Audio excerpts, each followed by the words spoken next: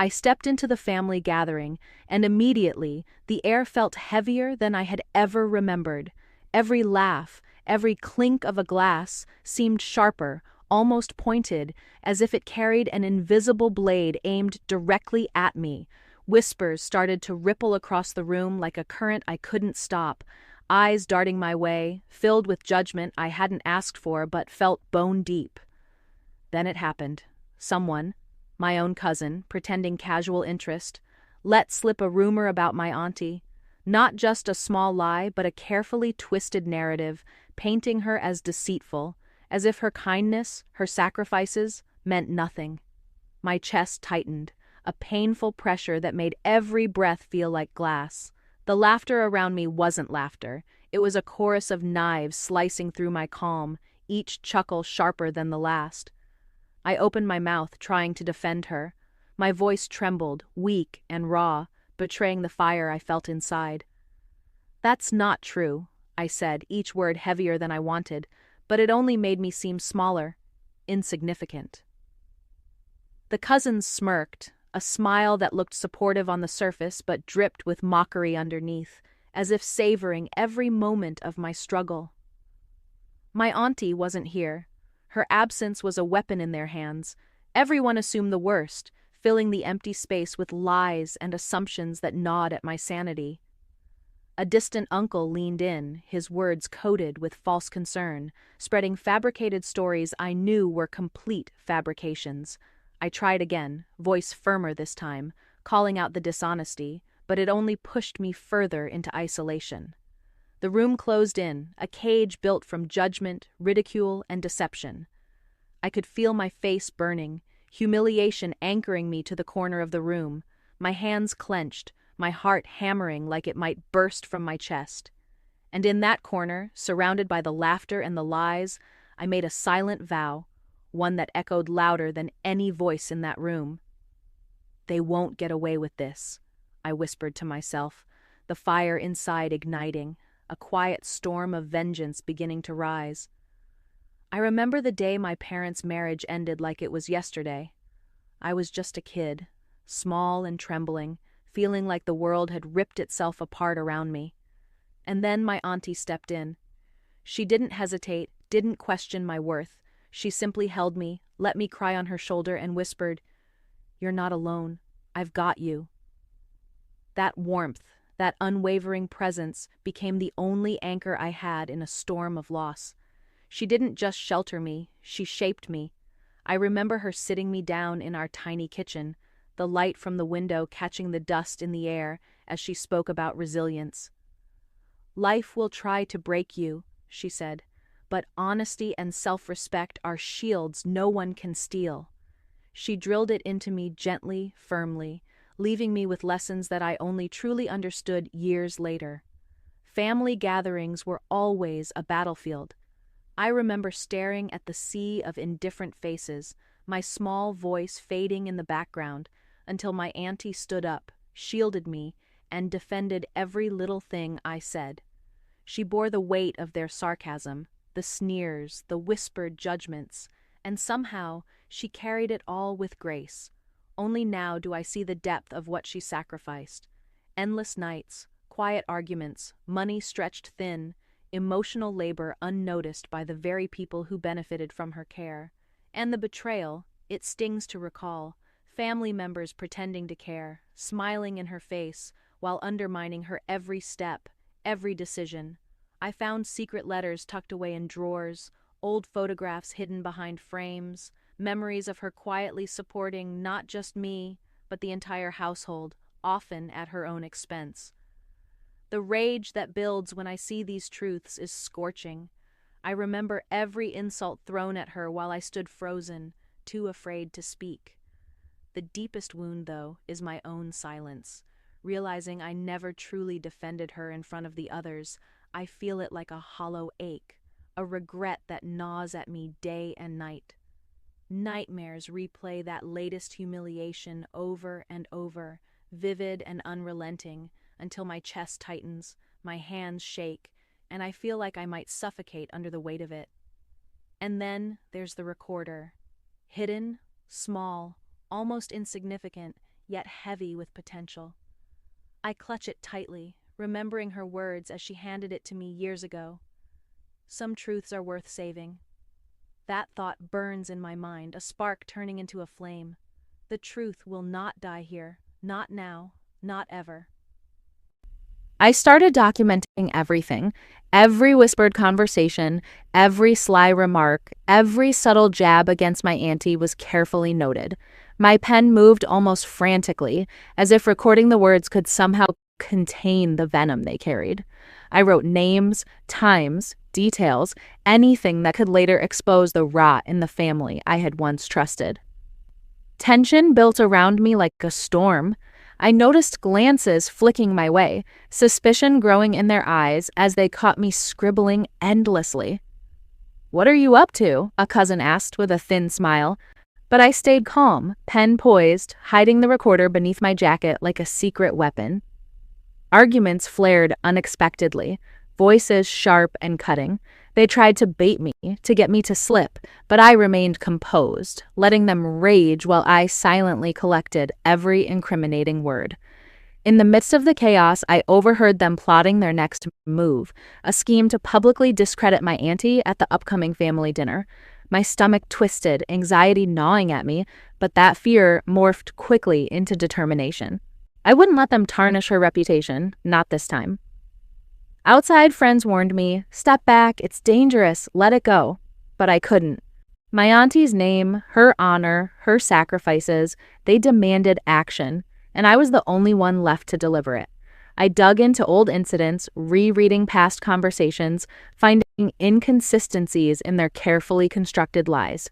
Every falsehood, every contradiction became a puzzle piece, building a bigger picture of their deceit.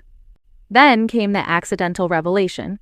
A cousin, careless and unaware, let a crucial lie slip while I had the recorder running.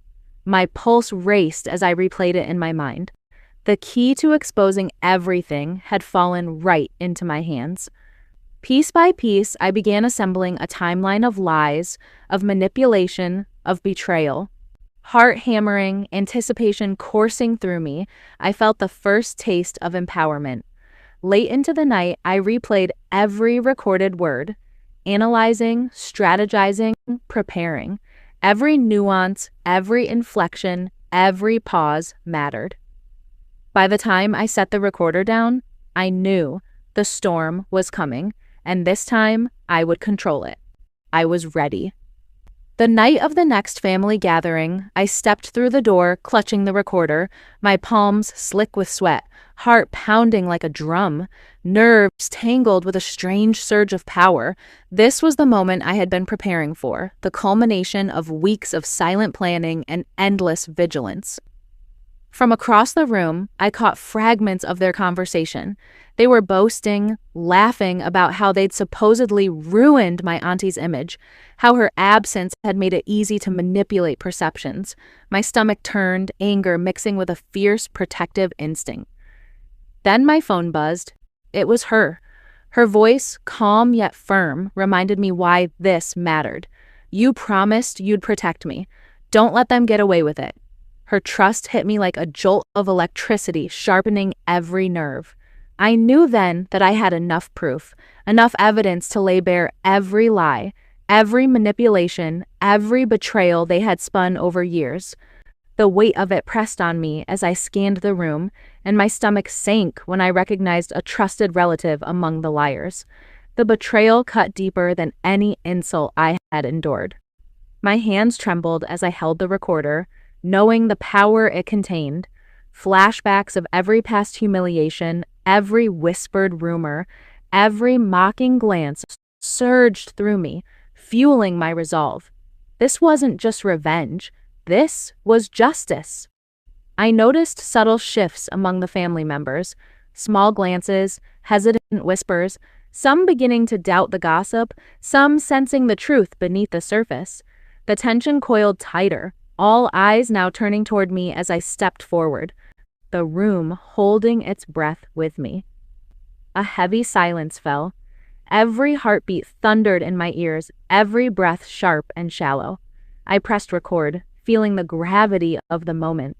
This was it, The confrontation, the reckoning, the long-awaited unmasking. Every eye in the room was fixed on me, and for the first time, I felt the full weight of power swing into my hands. I pressed play, and the room froze. Every whispered lie, every twisted story they had spun about my auntie poured out from the recorder, unmasking them in a single relentless wave. Eyes widened, mouths opening, closing, stunned silence swallowed the room as the truth unraveled like a tightly wound thread. Accusations that had once seemed sharp and unchallenged backfired spectacularly. One by one, their manipulations exposed themselves, revealing the tangled web of deceit they had woven over years. The liars' faces drained of color, shock etched into every feature, and I felt a quiet satisfaction stir deep inside me. Justice, finally, was tangible. Some scrambled, desperate to deny what was now irrefutable, but every word I had recorded held them in place. There was no escape. I stepped forward, confronting the ringleader directly, voice steady but cutting, laying bare each betrayal line by line. "You lied. You manipulated. You thought no one would see," I said, each word sharp, each accusation deliberate, echoing in the tense air. I pulled out legal documents, evidence of defamation attempts, and presented them with precision. The room shifted as the weight of undeniable proof sank in. My auntie arrived then, graceful and composed, dignity intact, and finally witnessed the truth she had silently carried being vindicated. I watched as alliances crumbled, whispered schemes dissolving in the face of the evidence. Power had shifted, and I could feel it in the charged silence, in the way eyes darted for cover, in the way respect finally returned to the one who deserved it most. Tears ran, apologies stumbled out haltingly, and a stunned quiet settled over the room. The emotional weight that had pressed on my chest for so long began to lift. The humiliation they had aimed at her, the reputation they had tried to destroy now belonged to them, reflected back in full, undeniable clarity. I breathed deeply, letting the justice sink in. This was not just revenge, it was restoration, and finally, it felt complete. The family dynamics began to shift almost immediately. Whispers of doubt replaced the once confident sneers, and respect for my auntie, long denied, returned in subtle glances and hesitant apologies. The guilty parties withdrew, retreating into corners, realizing that their lies could no longer touch anyone, that their manipulations had been fully exposed.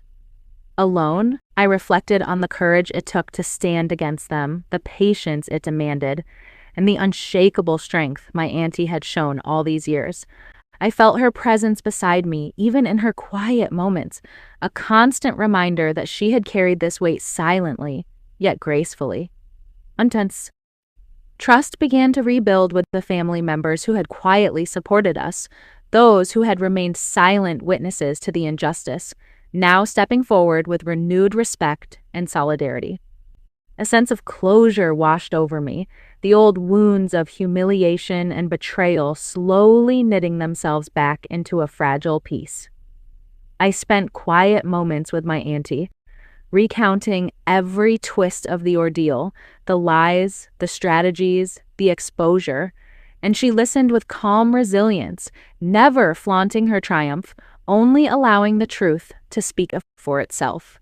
I recognized with a quiet satisfaction that once uncovered, the truth cannot be buried again.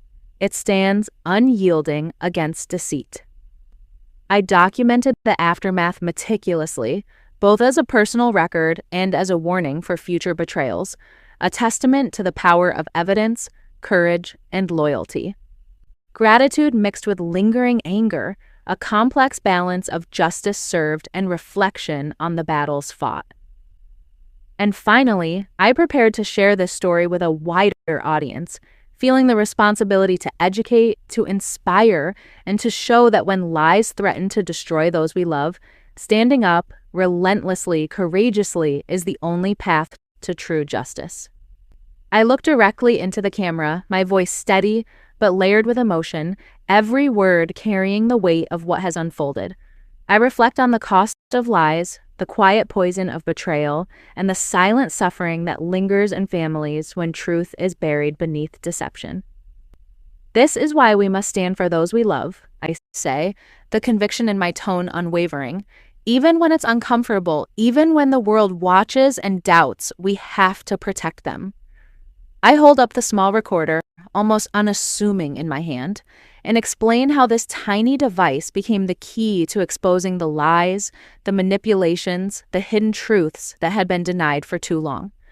The power of evidence, I stress, can transform despair into justice. Lessons unfold as I speak. Trust, loyalty, courage, values tested and proven in the fire of deceit. Who in your life deserves their truth told? I ask, leaning in, letting the question hang, heavy and urgent, challenging viewers to reflect. I urge them to share the story, a warning about the betrayals that lurk quietly, waiting to destroy. My vow follows naturally, a promise carried from my heart, to protect those who cannot defend themselves, to speak for the silenced, to stand for justice. The screen begins to fade to black, lingering tension threading through the final frames, leaving viewers emotionally charged, unsettled, yet inspired.